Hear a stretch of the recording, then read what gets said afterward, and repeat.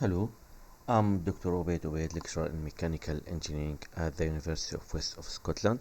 In this short video, I will give you a rough idea about my finite element models related to selective laser melting additive manufacturing of multi-material powders.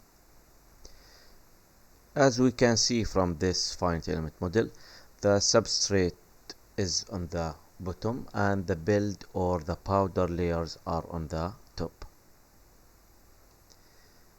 The laser beam moves over a particular layer to melt the powder in the scanning area.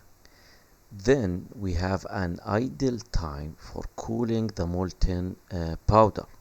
After that, the next layer will come up and the heat source or the laser beam moves over it and so on.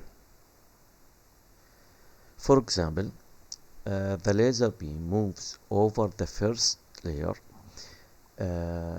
axially. Then we have an idle time for cooling the first layer. After that, the second layer will come up and the heat source or the laser beam moves in transverse direction with cooling after that. In a similar way, the heat source moves axially in the third layer and the beams moves in transverse direction in the fourth layer. In this model, we can assign different materials for each layer of powder.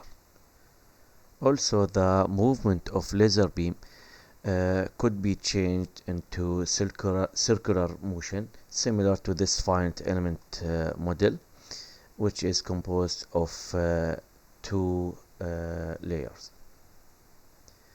Furthermore, the laser beam can move in rectangular motion similar to this finite element model as well.